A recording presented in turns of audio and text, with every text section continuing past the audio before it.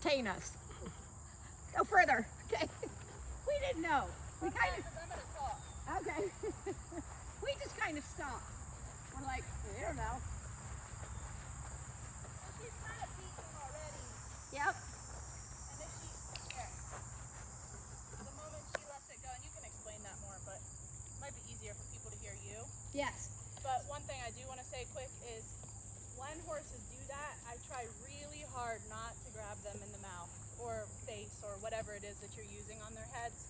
I really try hard to just gently ask them to move over to only the point where they feel comfortable, and then not have any, if anything, very, very minimal pressure as a cue to turn their head, but not, certainly not pulling them or using your hands to move over this way, like indirect train. That's not going to help them to become more brave. All it's going to do is make them worry about what your hands are doing and the fact that you're trying to move them over in a moment when they are scared. So she completely just ignores it. She's like, I'm busy with the flies now, so. Which is really good for her because she has been a bit, worried down here lately. And that moment Jesse was talking about is when a horse gets fixated on something, whether it's on the ground or under saddle, the moment they let go and look at us is one that we'll bridge, we'll click early on until they get the idea of like, uh-oh, and then they check in. So we want to be careful we don't chain that piece in where they go, check in. But in the beginning, when they choose to let go and to check back in, whether it's on the ground and just keeping an eye on us, or it's letting go of the thing and getting back to what we're doing, giving them something to do and reinforcing them for those good decisions, and down the road as we build a little more time, so it's not right away like it would be in the beginning.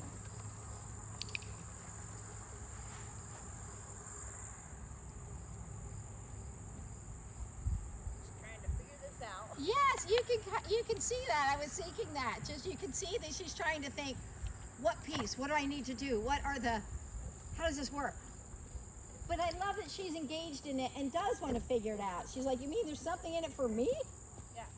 And you can see quickly too, like she doesn't care. There's stuff, I see leaves moving around, and it's not that she doesn't care, it's just that I've given her a new idea. Yes. You can even see her kind of turn her head just a little bit, but with it still low and relaxed versus high and braced, ready to run or react. And that would have probably been impossible for people to see, possibly, but her attention was over there, and she just turned one ear this direction, and I clicked. Like, that might be where you have to start. Good point. And if she were really having a hard time down here right now, I wouldn't take her all the way down. I would take her to the place where she's still really comfortable and get her really good there, and then slowly move down, and probably not in one day. Yeah. Good point. And then just go back to what we were doing. I'm going to stop again, because I can tell she's getting weenie again.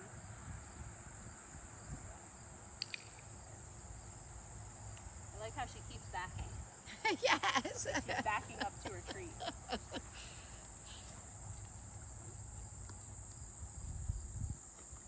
And I am saying ho just before I ask. Which again is great. I think the more we can get the verbals to be cues, the softer we can get with our tactile or physical aids or cues.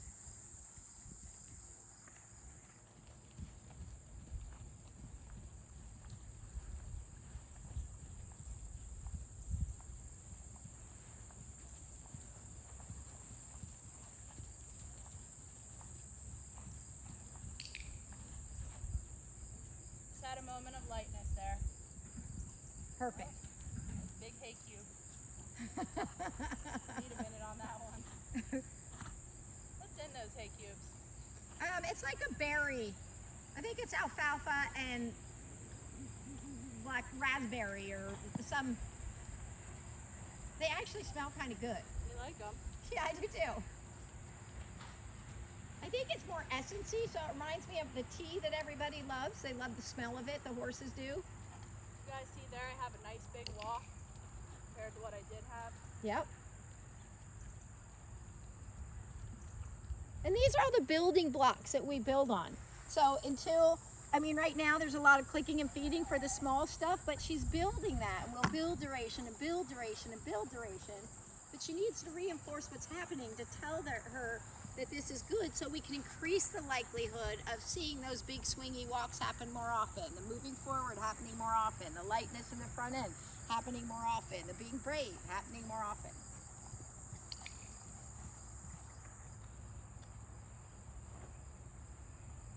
Oh, hang on.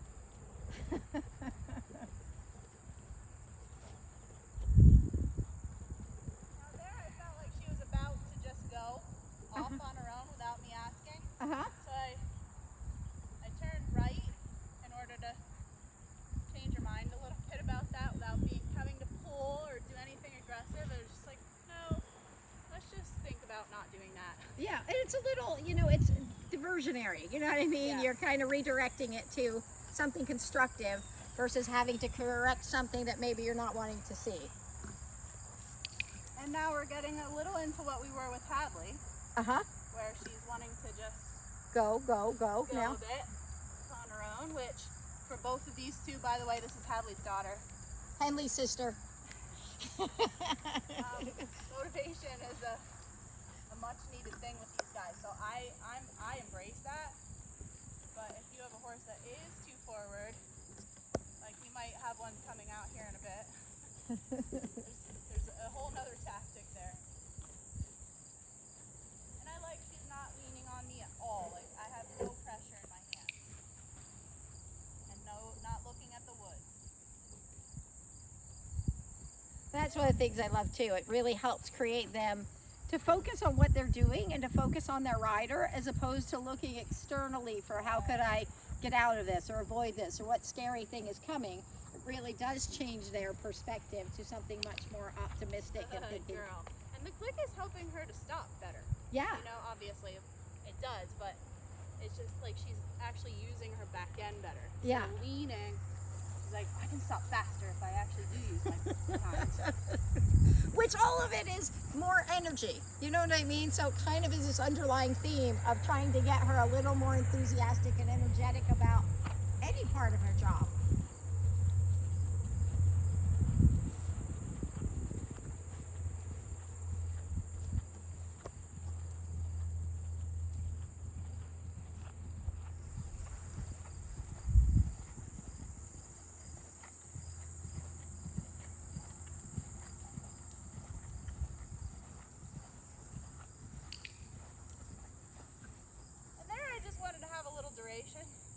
Kind of to show that she doesn't feel like she has to stop or have entitlement every 5 seconds to do anything. She's gonna keep going until she hears the click. In case people are like, I don't want to stop every 3 seconds.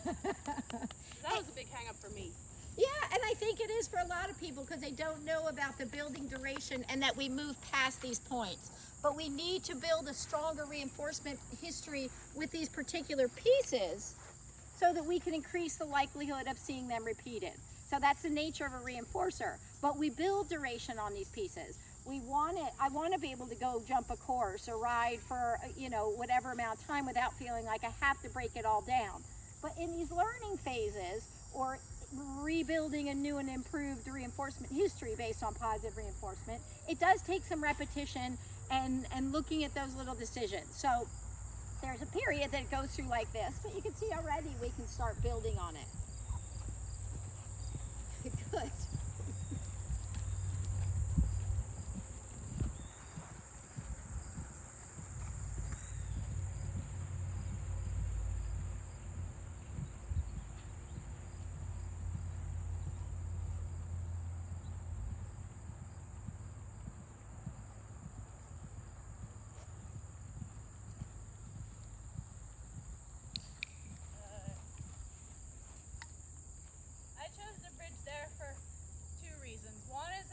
Down the hill, so it's a little more difficult for her to get back to stop.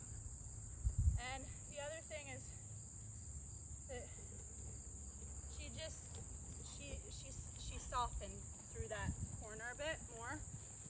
was up there, like she was kind of, just felt a little stiff through her pole. And then I just, ever so slightly, just barely touched her mouth, and she was like, oh, okay. And I wanted to make sure I drew attention to that. And that's really good. And keep in mind, people, these are horses who are hunters. You know, this is what they're going to do. They're going to be ridden with contact. They're going to be shown. That's what they were trained to do. So no matter what your discipline is or what your goals are, they may be different.